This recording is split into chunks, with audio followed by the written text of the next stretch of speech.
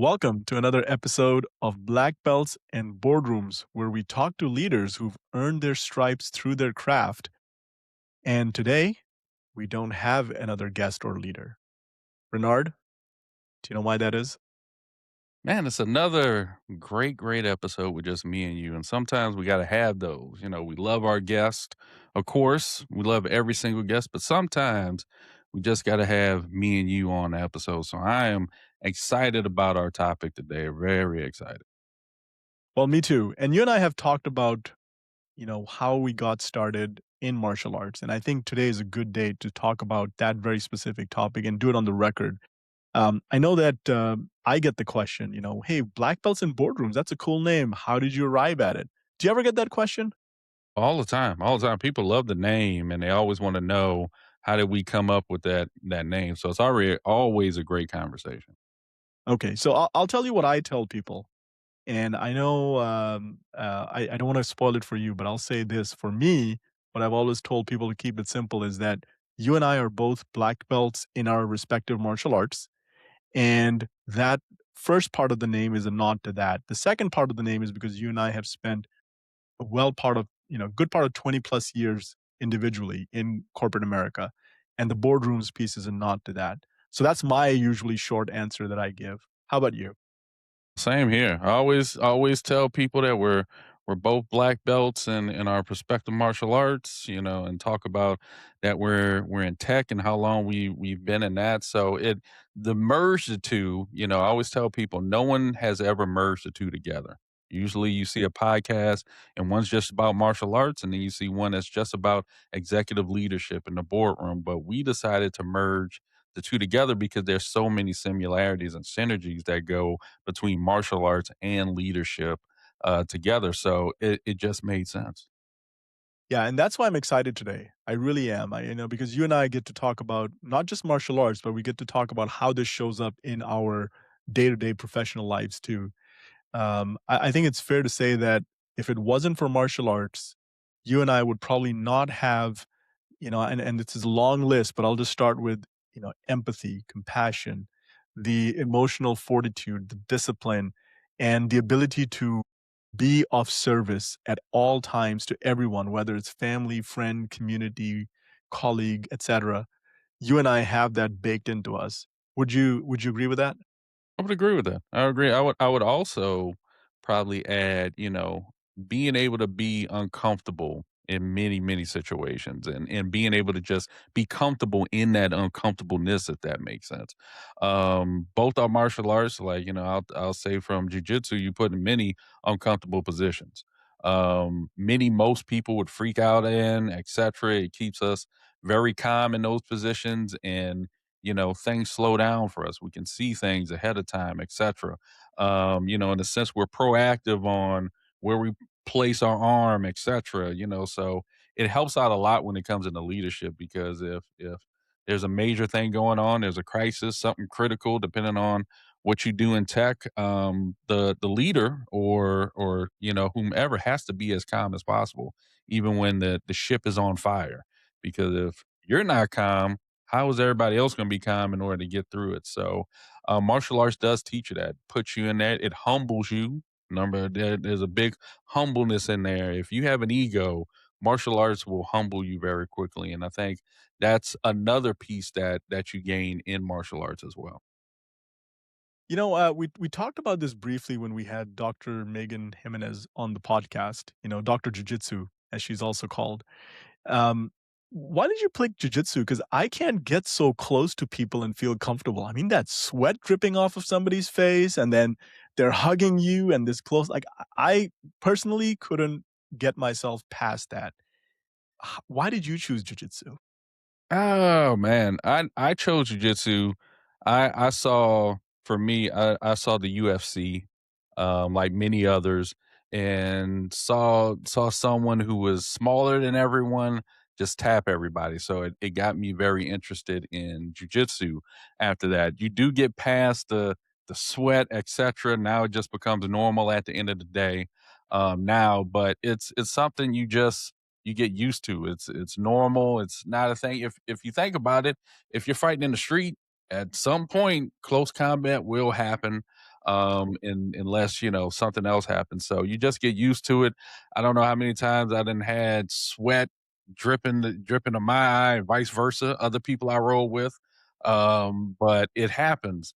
But I will say, being that close quarter with somebody, you really get to know somebody through that, and a lot of blood, sweat, and sometimes tears, depending on who it is, goes through that, and you just create this bond with other people, and you really get to know people. And like I said, I've said this on other episodes that I have some great friends because of jujitsu, some honest, true friends, because we've bled on that mat. We stuff has been broken, etc. So it just creates a bond, just like it would be in Taekwondo. So a lot of similarities that set the map. Mm. Yeah, so what is the one thing that surprised you about BJJ once you got into it? One thing that surprised me, man, that's a great question. I would, I probably would say the one thing that always surprised me was that you meet some of the best people in the world in martial arts. In jujitsu, I think it's any martial arts, but jujitsu, I've met some of the best people in the world. I think I was shocked that how many great people that and how many people that are in your industry or in tech or wherever in, and they all do the same thing. I think it's that and the bond that happens. I played football, etc. I played sports, and you get a bond, but I think martial arts and it gives this different bond, and I think that's what surprised me. Now, if you wanna ask me that again, one of the very first thing that surprised me, that a 150-pound grown man could tap me out when I first started, but I was very shocked that a 150-pound grown adult choked me out 3 times back to back, so that was humbling. I will say that was probably my first, um, thing into jujitsu, and I was like, "Man, I'm gonna keep coming back." I kept coming back after that. I was like, "You choked me out 3 times." I was like, "Oh, I wanna keep doing this." So, I kept coming back, and it's been part of my life ever since. Yeah. Well, I mean, you're not easy to take down. I mean, you've got some strength to you and you've got some height to you. So hearing you say a 150-pound person took you down, it doesn't surprise me as a practicing martial artist because we've seen similar things in the striking arts as well. You see short people, 5 foot, 5'5". There are cultures where, and being half Filipino, I can tell you Filipinos tend to be not very tall people. Their form of martial arts is adapted for the shorter frame. You go look in the Chinese martial arts, for example, Wing Chun. Wing Chun is designed for a smaller, lighter person, women, children, shorter men, and it's the art that Ip Man, Bruce Lee's teacher, practiced and taught, and was very adept at using it in combat and has used it. There's lore around that, but I think where I want to go with this even more is that you and I take it for granted. I think at some level that the martial arts journey we experienced was because we had passion. We wanted to put ourselves in those uncomfortable positions, and I'll share with you my perspective first, but then I want to learn from your perspective. Um, we talk about martial arts and leadership and how it has grown us as leaders, as individuals. We don't let things get to us as quickly. Yes, we're as human beings, we do get worn down from time to time, but we do have that mindset that's aware. One of the things that I've taken away is that if you're not a martial artist and you wanted to build that kind of adaptability, it can be done. The difference is the practice because we will practice, for example, in Taekwondo at least. We've got forms and the kata, as they call it in karate in Japanese martial arts. The forms teaches you how to go from one movement to another without the need for an opponent. In fact, there's a practical side to it too. You can teach it to many, many people in a large setting, and you don't have to go to each individual person to try and correct them. You can get that one on one attention, but for the most part, when you're starting out, the form gives you that foundation. When you and I talk about leadership, we talk about some of the key aspects you need to build that discipline, adaptability. So what I want to leave you with and learn from you is I see what we're doing through this podcast as one way to build those reps. What are some of the things that other leaders are doing? And you don't have to be a celebrity leader. I think we've got plenty of those in social media these days, discounting all the influencers that are out there. But everyday leaders who are walking just like us and doing the work just like us and showing us what it means to be a good person and then a good colleague and then a good family person and so on. How do you see that how do you see that lesson for somebody who isn't a martial artist? I think, you gotta be passionate, of course, about your craft. It doesn't have to be martial arts, of course, like we talking about. Just be passionate and want to get better. I think some people take for granted that the impact of wanting to get better and continually improve upon that craft. Like they always say, get better each and every day, a little bit each and every day. You continue to get better. I think that's was always my main focus, even if you take jujitsu out of it. Was my thing. I wanted to get better. I wanted to get to that next level, whatever that is. Of course, in martial arts is getting to the next belt. To me, I wanted to get to the next part of my journey in tech. So, if it was service desk, I wanted to go, what was next? Did service desk for a while, got into infrastructure and networking. Then I was like, what's next? Did that for a while. And then, you just gotta want to get better. Don't get me wrong, nothing wrong with staying in a certain job, etc. But I think the true great leaders are the ones who want to continue to get better and then eventually want to see other people get better. So it's you wanting to improve yourself, but then you get to the point where you want to lead and say, hey, I want to see other people improve. And for me, that's what it was. If we just, like I say, take martial arts out of it, continue to wanna grow, continue to wanna get better, continue to not be comfortable with, "Man, I got here, I'm good." No, get better, get around other people who feel the same way because you know what they say, if you're around other winners, you wanna continue to win, and that's the way I feel that anyone who's just starting in their career, who've already made it to that top, just because you become an executive doesn't mean you don't wanna get better. Don't be like, "Oh, man, I made it. Now I'm done." No, I gotta continue to get better. I gotta continue to improve. I made it here, but now what's gonna keep me here? I'll say that again. I made it here, but what's going to keep me here? And that's continuing to get better and improve in your craft. And I think that's something take martial arts out of it, people just need to focus on. How can I continue to get better? Yeah, that's a very important framing there. How do you keep growing and getting better? You remind me of so my instructor, Mr. Mike Maldonado. He tells a story whenever he has a black belt ceremony. This is where you have new black belts being recognized as black belts. He tells a story of Eternal Grandmaster H.U. Lee, and the story is about when Eternal Grandmaster left Korea and came to the United States. So this would be about 1962, and he was given by his instructor two things: a candle and a soap. And he didn't understand at the time why did my instructor give me a soap and candle? Do they not have cleaning products in America? Is there no electricity? Do I need a candle to light the darkness around me? And over time, he recognized what his instructor was trying to teach him in that moment with those two things. And if you look at it, what it boils down to is service. A soap cleanses you, it removes impurities from your body, it is in service of you. A candle is in service by removing darkness around you that you can see and you can, find your way around wherever you might be. But both of those things are giving themselves up. They're diminishing with every time you use them.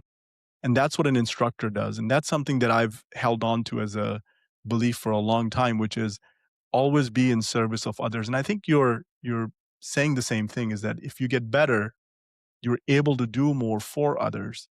And that discipline is what we, at least as martial artists, have learned. Would you agree? I would agree. I would agree. I I think, one of the things I've learned and we talked about is being a service. Jujitsu, just martial arts in general.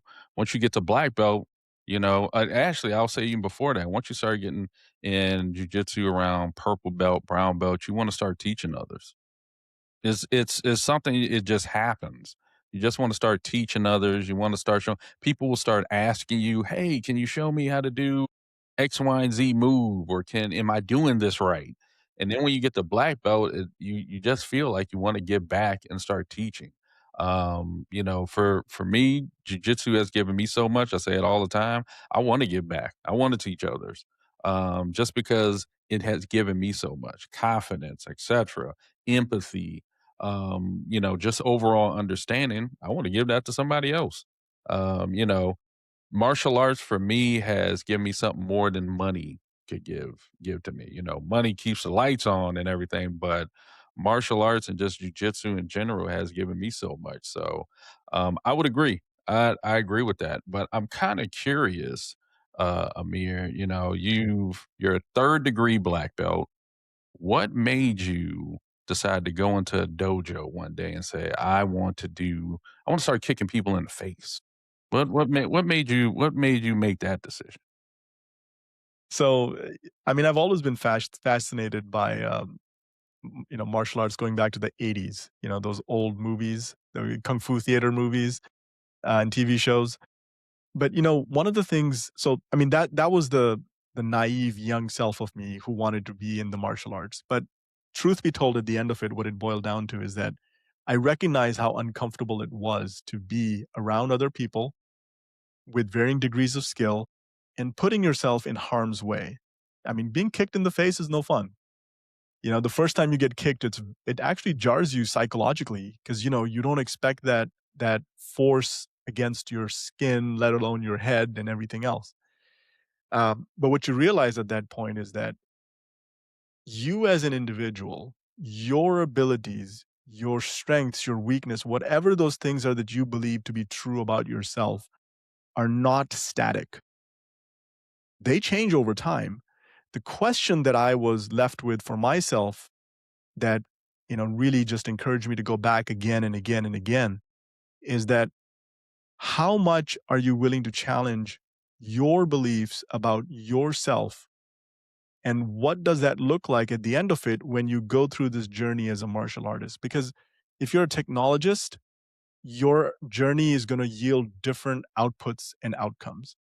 As a martial artist, what it has taught me is that not only am I able to change as a human being with the weaknesses that I believed to be true for myself, but it also allowed me to then bring that confidence to the workplace, to my colleagues who may be struggling at any point in time because of any number of things, family, personal issues, whatever the case may be. But to come there and show up and say, hey, just know that this is not you always, because knowing yourself is a big part of that martial arts journey. So I kept coming back to the dojo to answer that question is how much am I able to change? I like it. I like it.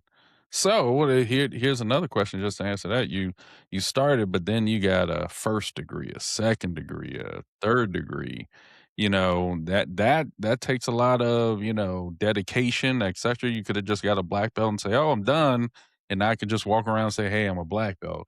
But you decide to even go further and say, "Okay, I'm going to get to third degree," and more than likely, you're probably going to go fourth, fifth, whatever you decide after that.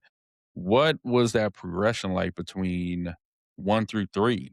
Did you ever feel like it was, did each one get harder and harder to get to? How was that progression? How was that mental state for you? So it does get harder and harder with every progression. So going from first degree black belt to second degree black belt is more challenging than going from second to third and so on. And I will tell you, the first time I got first degree black belt, I couldn't believe it. I could not believe myself. I was like, wow, I put in all this time and effort and years of work in improving myself. Um, but then it also made me realize once I wore that black belt to class the first time, you show up and you're like, wow, I was wearing a color belt just yesterday. Now I'm showing up to class and I'm wearing this black belt, which I don't even know how to tie because a black belt, for those who don't know, is a much longer belt. It's twice the length of a normal color belt. You have to tie it twice around your waist and it goes on a specific way. And you fumble through that so many times until you get it right. So as I was putting that black belt on and I'm standing in class, I realized, you know what? I am that person who now everybody's going to look at that physical color and that belt and they're going to say, "Hey, I want you to help me." So it comes with a great deal of responsibility. And until I showed up to class the first time, and I remember this vividly in my head, because I was getting congratulations from everybody else, but at the same time, the color belts, we had new students in every class. They're like, "There's a black belt taking my class here. I got to go talk to this person." So you don't realize what happens, right? In corporate, we see the title. The title is kind of the first signal without anybody introducing themselves. You look at the title and you say, this is a person with positional authority. A black belt does that for you and I. It gives us positional authority. We've mastered a certain level of skill, is what it tells everybody else around us. Now, that positional authority gives fear, whether you're in corporate or whether you're in technology, because you don't want to upset that other person. In Taekwondo, if you're a jerk, or in the jujitsu, maybe you're not a nice guy, you could physically harm somebody, right? In corporate America, you've got HR, they're going to not let you do that. It turns into a pretty ugly HR case. But the point is, there's a certain level of fear that comes in. That belt was a reminder to me that you need to drop yourself lower than where you think you should be, and then some. Because if you're willing to bring other people along with you in that journey, you're actually giving more back to your community in the case of martial arts, to your business in the case of a corporation, by actually bringing everybody along with you. And that is a responsibility that I think only shows up when you have real leaders who believe in that philosophy. And I'm reminded of what Philip McKibbins was saying with his story on the ship, where he said, if I'm not mistaken, or recall correctly, if I'm not willing to die for my team, then my team has no reason to believe in me, or something to that effect. Mm. Right. So to me, that black belt was that symbol. Mm. I think I went through the same thing. Got my black belt, and I mentally said, "Holy shit." I said, "God damn, I'm a black belt." It's something that I wasn't even sure if I was ever gonna attain, going through dealing with my hip at the same time, I got the purple. It's like, okay, I'm a purple belt. Not many people make it to purple. All of a sudden I got the brown. I said, "Oh man." I said, "Okay." Then I got to my fourth stripe on my brown belt. I said, "Oh shit, the next thing is black belt." And, when my instructor told me, say, "You're getting your black belt," man, I couldn't believe it. I think I wore that black belt after I got it, like, almost every day for, like, a straight week. I wore it around the house. I think I went and got gas with it on. It was just all the hard work of, man, I did this. I didn't quit. I didn't stop doing it, but it also same thing went through my head, like, okay, now people are gonna ask questions. People are gonna say, "Okay, he's a black belt, you know, I need to work on X, Y, and Z." So it still humbles you. The road doesn't end. It's the same journey, just a different road. But that's all it is. That's what I said in my speech when I got my black belt. I said the journey doesn't end. It's a different journey, just the same road. So now it's just continuing to progress as a black belt and get better. I'll be honest, I feel like my jujitsu is a lot better at a black belt level than it was when I was just coming up. Because now there's no next belt. There's no such thing as that anymore. It's like this is the belt I'm gonna continue to wear. I'm gonna get degrees, but this is the belt I will wear until the end of time as a black belt. So that next belt doesn't exist anymore. Now it's okay, how do I continue to get better? How these techniques I'm doing get sharper?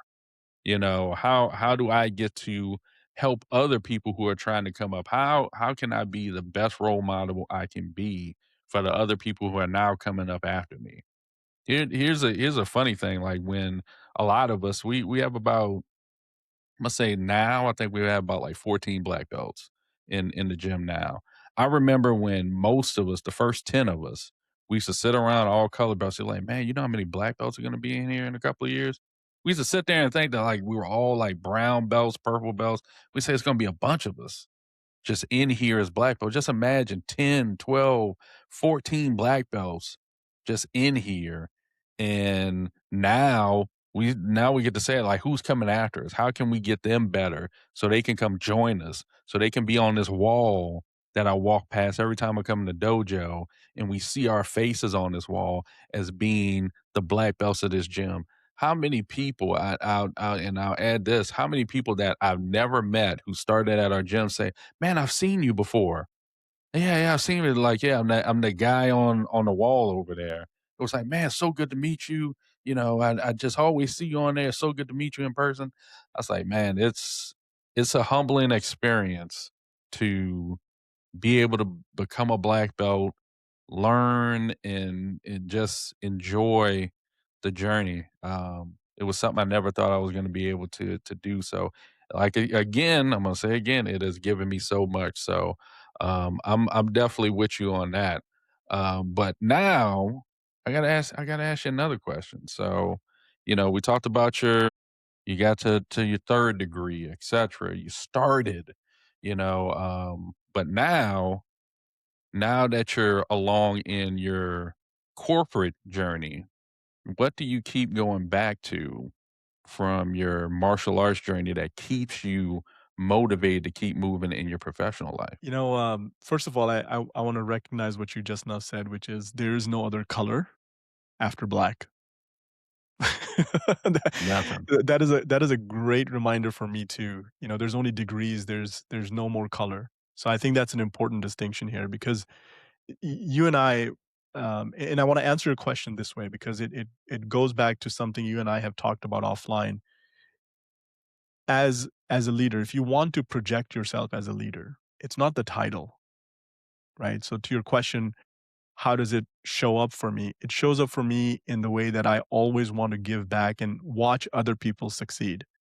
Um, I'm comfortable enough today to say that I like watching my friends and family win. And I know you say the exact same thing. So another thing I love about you is always looking at what will take the other person to the next level and to success.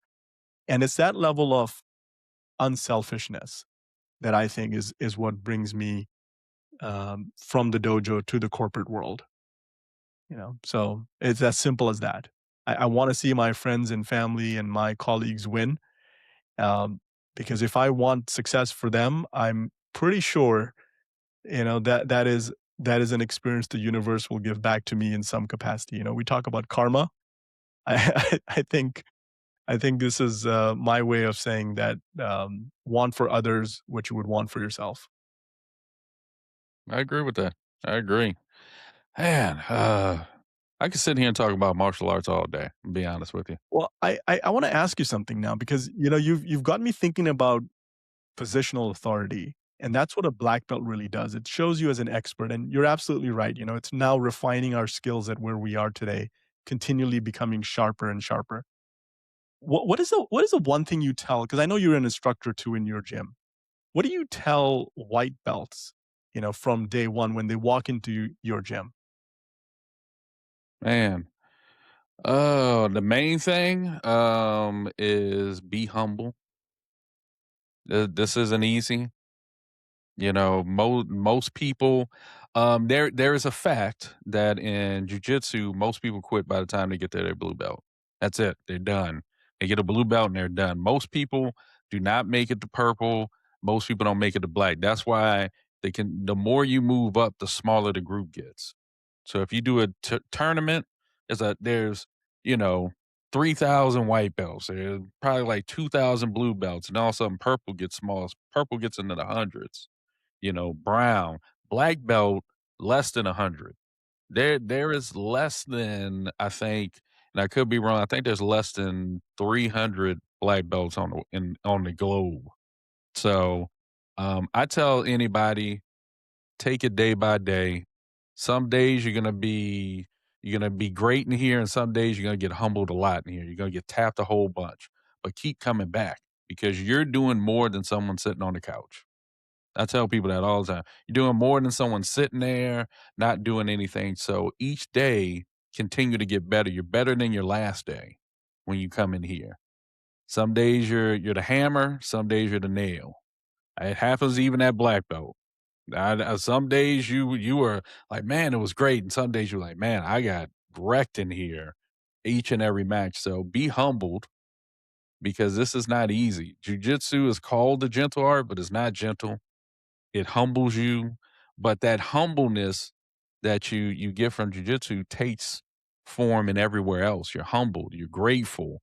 You be like, "Hey, this is a blessing that I'm able to do this stuff on a regular basis." You know, I'm humbled to see my team do great. That's why when you talked about seeing other people win, you want to see other people win in jujitsu. So you take so much from that into leadership because you want to see other people do great. When when when the team does great, hey, I'm doing great. When the team is successful, the team is winning. But even when we fail, I don't look at that failure anymore. I look at it as opportunities. Because in jujitsu, if I had a hard round and I'm sitting, man, I missed this arm bar. I could have done this. That wasn't failure. Now it's an opportunity for me to fix it in the next round, in the next round, in the next round. It's an opportunity for me to fix it. That's why you go train all the time. Training is where you're supposed to mess up. And you know, you're not perfect in what you do in your professional life. Sometimes something happens. You mess up, etc. It's not failure. Take it for what it is. It's an opportunity to get better. So I tell anybody who comes on the mat, be humble, take everything that you think is failure as an opportunity. Slow down. I tell white belts that because a lot of white belts come in trying to just speed around and just do all this thing. Slow down. Take your time. Position before submission. Mm. Is another thing I say. Position before submission. Don't go for the submission and you didn't even get side control yet, and you're already trying to throw up an arm bar already. Get the position first. So it's things like that that you easily transition into your professional career that I still am humbled every time I step on the mat. When I tie that black belt around my waist, I'm humbled and grateful that I made it this far and I get another chance to train and learn from other people no matter what belt you are. If you're a white belt, whatever belt, even the kids, hey, I get a chance to help teach a kid, roll with a kid. I'm humbled and I'm grateful for it. So I tell anybody step on the mats or any martial arts, be humble, be grateful, and learn to get better each and every day. What about you? Yeah, I mean, so the white belt, I always tell them is that, you have to be patient with yourself. You're not gonna learn everything in the first class. You're not gonna learn everything in the 10th class. And you're perpetually learning, but you have to be able to give yourself some grace. It's hard when you're an adult on the mat. Um, you don't want somebody telling you what to do, and that's really what's happening is somebody's telling you what to do. And you're standing there and you're following. With kids, they're so used to being told what to do, they'll just show up and all they want to do is have fun because they have to be there anyways. They don't have a choice. So for adults, I tell them be patient with yourself and be ready to change.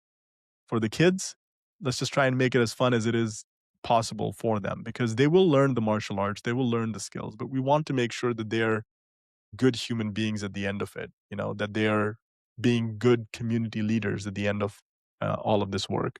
Some of them will, some of them won't. And you see the ones who will and you see the ones who won't. I'm sure it's no different in jujitsu. Somebody's there because they want to be able to break something and do it in a way that is legal, and you want to watch out for those folks, as well. And it's no different in Taekwondo. You've got some people who are in there because they want to be able to hit someone or something, and you just have to be careful. I've had my hands broken. I've had uh, bruised ribs because of that, and you just kind of know who to watch for and who not to. I So agree. I agree. You know what? It made me just think about something while you were talking, and another thing that part of the black belt side, that brings to that moves over to your professional side is mental toughness. Mm, It made me think about that for a second. Mental toughness is one thing I learned in jujitsu, and that's being in those uncomfortable positions. That's getting past your comfort zone that you thought you had, and you find out you get another level. It's mental toughness. Like being in a martial art and training and almost getting choked out, almost getting tapped, that's a lot of mental toughness. It could weigh on you when you're going back to back rolls and you're just not getting it. And that mental toughness keeps you in that, man, okay, this is another opportunity. I didn't do well in this one, but this is my chance to get better. And that goes into the same thing in when you're dealing with your professional life and things are going hectic. Things are critical. That mental toughness. I always tell people at work, and this is because of jujitsu. I say not every week's going to be a great week. Sometimes it's going to be some bad months, but you have to have the mental toughness to understand that we're going to get past this. We're going to get back on track. We're going to work through these problems. We're going to see these as opportunities and get past it. Without that mental toughness, you'll break down. You'll start questioning yourself. Am I the right person? Am I the right leader for this mm, team? You'll start questioning yourself. Am I doing my job right, etc. But that mental toughness keeps you in saying, you know what? I'm not perfect. Nobody's perfect. Even a person who sits as a CEO of the company is not perfect. The decisions I make, I'm making it the best decision I can possibly make based off the information I have. If it doesn't work, that means, hey, now I need to fix this and keep going. I've been through bad months back to back to back and just it's not getting any better. Everybody has an issue, etc. But mental toughness is the reason I say, you know what, it's going to get better. It's going to get better. Don't want to be too religious on here, but I always say, God puts you in positions that you can handle. You wouldn't be in that position unless you can handle it. So mm. I look at it, mental toughness, just knowing, hey, we're going to get through it. It's going to get better. We're going to come out better on the other side because of this. And we're going to be proactive to make sure this doesn't continue to happen again. Same thing in martial arts. Mental toughness is a big thing that you wind up gaining in jujitsu because any martial art is difficult. It is hard. If it was easy, everybody would do it. It is a difficult thing no matter what martial arts again. Could be taekwondo, could be jujitsu, it could be karate, whatever, Krav Maga, whatever. It's difficult. It is there to weed out people who are not mentally tough or who cannot become mentally tough in order to get through it. It will weed out people. I've seen it happen 100 times, and it's there for the people who don't think they don't have mental toughness to gain that and to keep moving forward. I've seen people change because of martial arts who were introverted, who didn't really talk to people, and all of a sudden they're leading with no problem. And it's because of martial arts. It's because of that black belt side of our podcast. This podcast on the black belt side is because we've gone through martial arts and we've gained so much from it. That's how the black belt side happened. And then it just all of a sudden transitioned into our professional life, which is the boardroom side. Yeah. I couldn't agree with you more. So I know we're coming up here on time, but let me ask you one more question before we get into the lightning round. How does that Okay. sound? Yeah, sounds Yeah. good. All right. So we talked about how the martial arts side of it brings us into the professional side in corporate. Let me ask you the reverse question. What from Mm. corporate has helped you on the mat? Ooh, that's a good question. What from corporate has helped me on the mat? Ooh, I would say what has helped me? Man, that's a tough question. Now I sit there and think about it. You know what? I think for me it's my executive presence has transitioned on the mat. I'm a lot more confident, on that side going into the mats. It's helped me, but also I think I'll say it in two parts: the executive presence, and I think my problem solving skills has gotten better on the mats because of my professional life. I have to dissect things in my professional life. I have to really understand stuff, and it's helped me in jujitsu to order to dissect a move. Because in order for me to teach, I really have to understand how this move works. I can't say, "Oh, well, I do this, and then my leg goes here, and that's how it happens." I like no one understands that, so I really have to be able to speak to anyone, no matter what level they're at, for them to understand how to do this move. And the same thing for my professional life. I really have to be able to explain that to someone who's very technical and someone who just needs the highlights. Is this gonna work or not? Is this gonna be a return on investment or not? Is this gonna be able to keep with us for the next 5 years or not? I have to be able to explain that as well. So I would say that's probably the most major thing for me. But I'm gonna reverse that to you. What about you? Oh, I knew you were gonna do this. So well, so I'll say that, professionally as a software engineer, I took a lot of the systems thinking that I've done over the years, and for those unfamiliar with systems thinking, it's just looking at the world in cause effect and how one thing affects another and then indirect causes, etcetera. That systems thinking has really helped me as a martial artist because I look at excuse me, I look at things like pressure points. You know pressure points from jiu-jitsu, there's pressure points in taekwondo as well.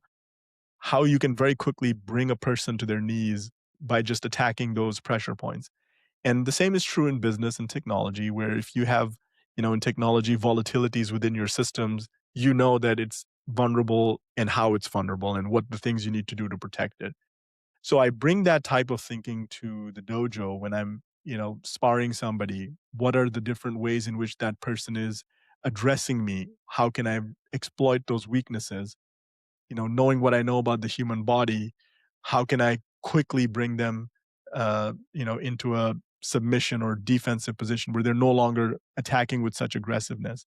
That's what I would say is what I've learned from my technology career that helps me in the dojo. I like it. I like it. All right, so it's time. It's It time is. for the lightning round. It's All time right. for the lightning round. Are you ready for the lightning round? I am. So I have my set of questions. I hope you have some good ones for me. Okay, I'm gonna let you go first since you got some questions. Let's go with your first question.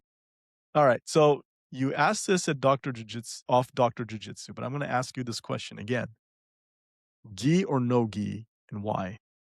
Man, yeah, we did talk about this before, and I will say again, gi is always going to be home for me, no matter what. I love no gi as well because I always say, not everybody's going to have a jacket on in the real world. So you need to learn both. No gi helps a lot when you go to wrestling, etc. But gi is always going to be home because that's where I had to start at.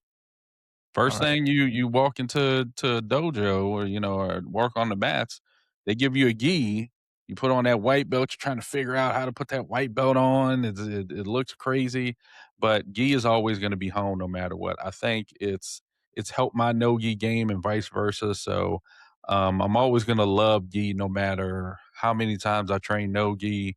I love putting on that gi and putting my belt on, etc. Is always gonna be home, so I'm always gonna say gi first before no gi. All right. So now I didn't answer that question when we had Dr. Jiu-Jitsu. So I'm going to answer this question now. Okay. Gi for me Yeah, as well. okay. Right. So when you compete, you're competing with the gi on. So it just makes sense that when I spar or when I train, I have my gi on. Okay. Okay, I like it, I like it. So, since on the martial arts topic, what movie or show is closely doing martial arts right on there? Taekwondo or jiu-jitsu? What movie for you or show is doing martial arts right? Oh man, there are so many to choose from. Um, there was a there was a taekwondo movie years ago, starring Philip Ree, The Best of the Best. Do you remember that one? Okay. Oh, man, I love Best of the Best. Yeah, yeah. So The Best of the Best was pretty close to what I've seen and it's the only taekwondo movie that I can think of. I don't know if there's any other taekwondo movie. So that would be one that comes to mind right away, is The Best of the Best. Okay. Yeah, Best of the Best is good. I know that might be dating us, 'Cause that came out it's been a while since that came out, but that one is good. I think they had, like, what, like, 3 or 4 best of the best, but the You first one you is always the best. you can skip the rest of them. But Yeah. no, it best of the best is awesome. If it comes on now, I will still watch that. Yeah. How about you? Ooh, man. So I'm gonna at least try to get something that people know now, because I don't wanna go too far. I would say John Wick does very well when it comes to jujitsu, because Keanu Reeves actually learned jujitsu for those movies. I would actually say it's a mixture of what he's doing is judo and jujitsu. Um, I commend him. I commend any celebrity who decides to actually train the martial art, to actually learn it, to go through it. There are a lot of famous people who train jujitsu and train other martial arts as well. So I would say John Wick. Keanu Reeves does a great job. I know who he learned from, etc. So I would say he's doing a great job. All right. I think I know what you're gonna say to this next question that I have for Okay. you. Okay. What is the hardest belt to earn?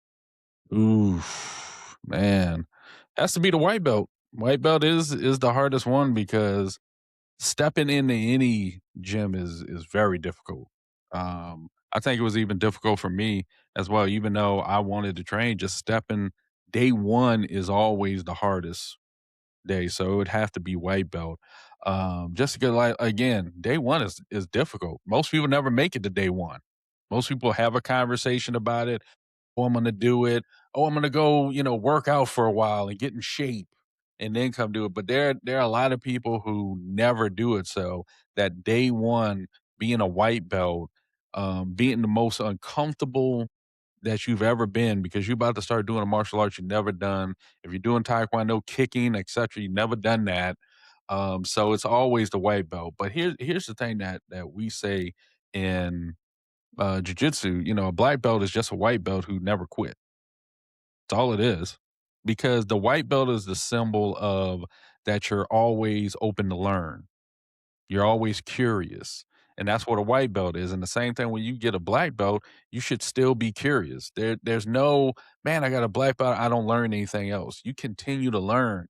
The moves get better. They change, etc. That's one thing I love about jujitsu and any martial arts. You can have 5 people and you can teach them the same move and everybody does it different. All 5 of us do it totally different than each other, and that's the beautiful thing, that means you never stop learning. There's no cap on it, and that's gotta be some of the most beautiful thing I've ever seen, that 5, 10, 20 people all know the same move, and we all do it totally differently, but it's the same exact move, just different variations, so the white belt for me, I have a feeling I know what you're gonna say, but what's your answer gonna be? So in taekwondo, we start with white. So I will say the first stripe that you earn on that white belt is really one of the most amazing things you can experience because up until that point, you had nothing. So, the white belt, definitely, I think, is just showing up on the mat, the hardest thing to do. And especially as an adult, you're there listening to somebody tell you what to do, and you're not gonna do it well. You're going to look amazingly miserable. You're going to look amazingly bad, and you continue to do it for the next however many minutes your class is. That is, to me, one of the hardest, thing to do is that earning that first stripe, because I love what you just now said, black is just a white belt who didn't quit. I'm gonna have to remember that one.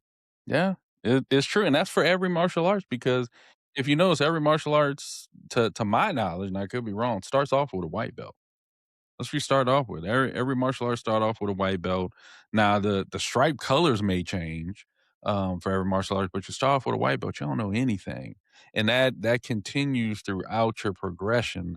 Is man, I'm learning something new. I'm getting better. Even the most seasoned black belt still is learning, and that's what I love because there's no cap on how much you get to learn. So it's a great martial art. I will say I agree with you when it's different when you're an adult, when you're a kid. When a kid goes in there, he's free, he doesn't have any of these, "I'm uncomfortable, I don't wanna learn." It's like they don't care. They're like, "Hey, we're gonna learn some stuff." As an adult, you have all these hangups of, "Man, you're not humble, you don't want anybody to choke you out." You all this stuff goes through your head, and it I tell you again, I'm gonna say again, martial arts will humble you in a good way, not a bad way. It will humble you in a good way. And a lot of times in life, we need to be humble.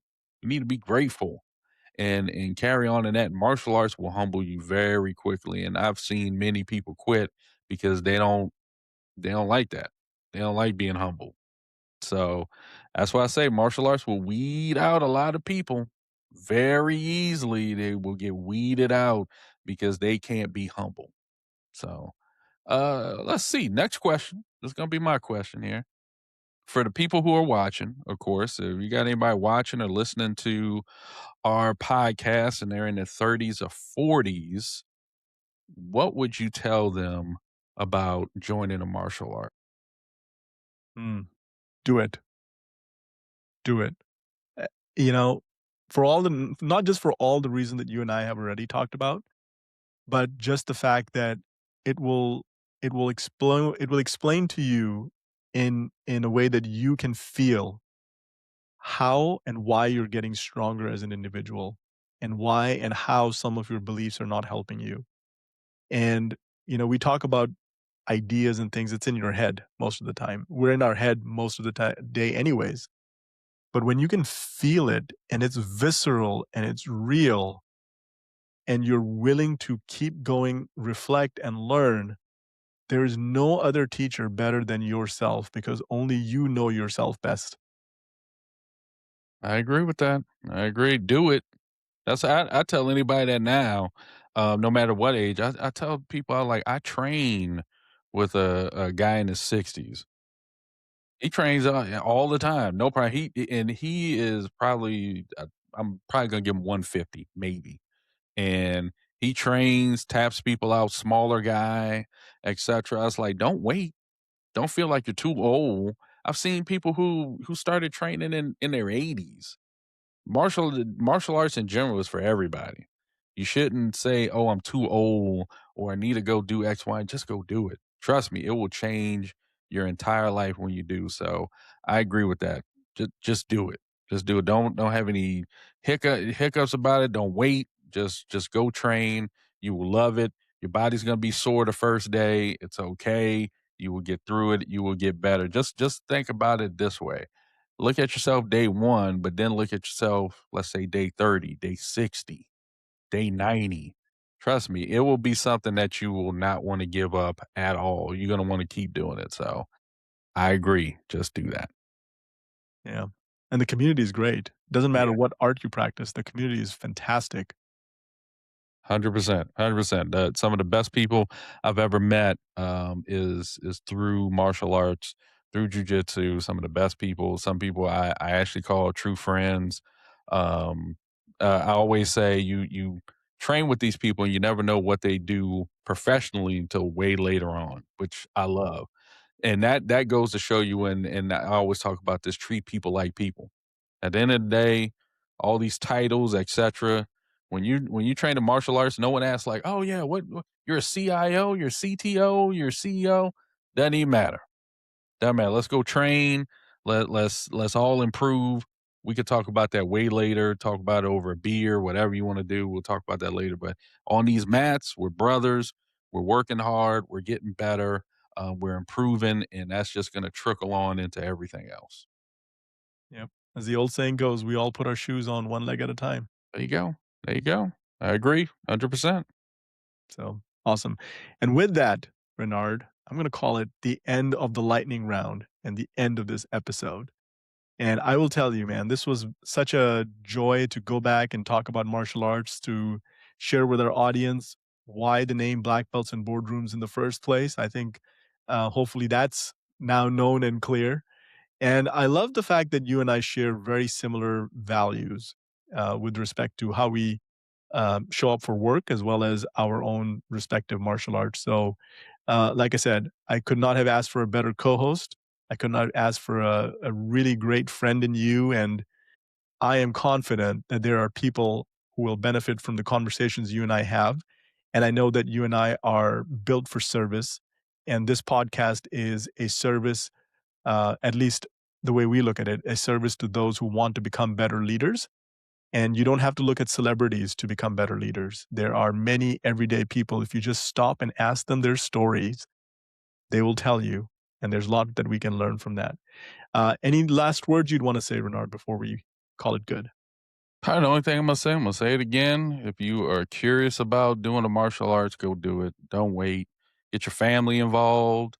If we didn't say this earlier, Amir's entire family are black belts. The entire family are black belts. So do not go to his house at all. Avoid by any means, but take the entire family, man. Just grow the family in martial arts. It will transcend so much. You know, if you train jujitsu, take a gi with you even on your business trips. Get to meet other people at other gyms. Build that community. Martial arts has, again, I will say it again, given me so much in my life. I want to see that happen for others. So go train martial arts. Love it. And with that, we will catch the next episode together, and hopefully our audience will like us on YouTube. Leave us a comment on Apple Podcasts, because one of the things we'd love for to happen is more and more people who are looking and aspiring to become better leaders benefit from the work that Renard and I are doing. So, with that, Black Belts and Boardrooms audience, we will catch you in the next one.